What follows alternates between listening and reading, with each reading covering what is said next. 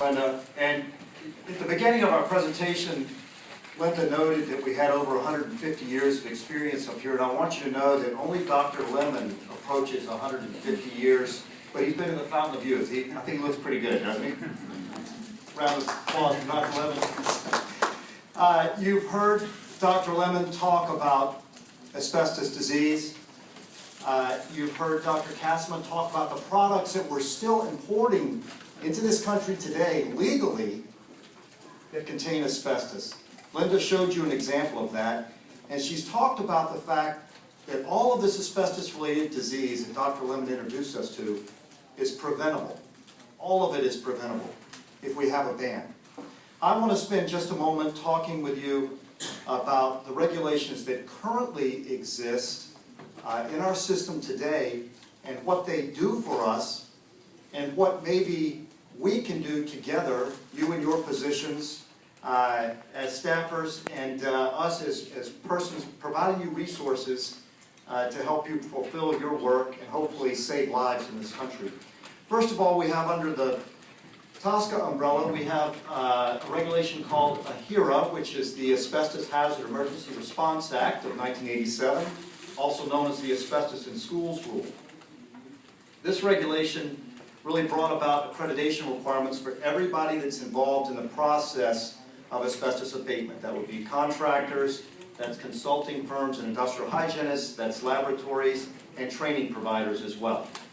And our organization, the Environmental Information Association, works to educate and send information out to all of those persons that are involved in that asbestos abatement process. We also have the NESHAP rule, which comes under the Clean Air Act, and I said that's also known as the 1% rule. This is the rule that says that any material that contains 1% or greater asbestos by weight is in fact an asbestos-containing material.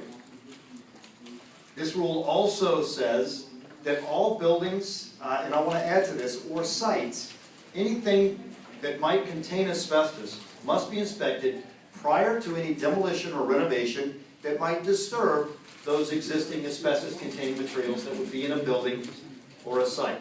And then we have, lastly, our OSHA regulations, which govern the relationship between an employer and an employee.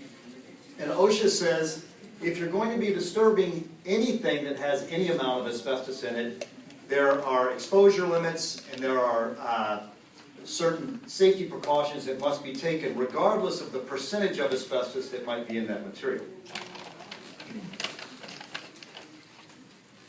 We have these regulations on the book, but frankly, the enforcement of these regulations is dismal, and EPA has admitted that themselves. I would say to you that the existing regulations that we have there are really sufficient to protect worker and environmental health. Having a ban on asbestos materials is a great idea, but the regulations we have existing today to protect persons will go a long way in preventing disease if we would just enforce these regulations. But as we all know, we've got continuing budget pressures, and they continue to cut our ability to be able to adequately enforce these regulations. And you can go one more clip. Thank you. As an example of kind of the lack of enforcement, let me share with you a little story about Marco Island, Florida.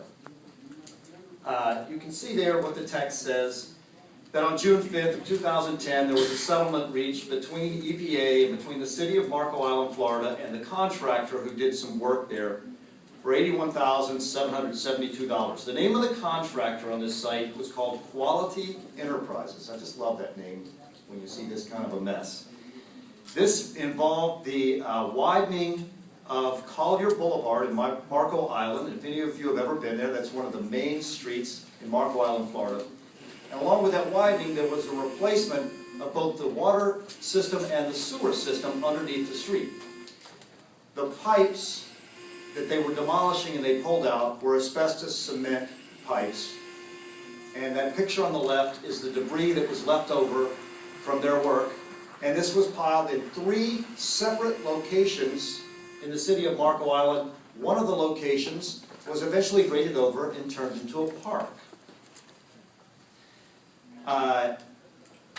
Someone, a citizen, saw this pile and went to the pile, looked at it, realized they had asbestos-containing cement, brought it to the attention of EPA, and eventually both the city and the contractor faced, frankly, quite a low fine, because had the work been done properly, it would have cost them more money than this to have done the work properly. But the violations they faced were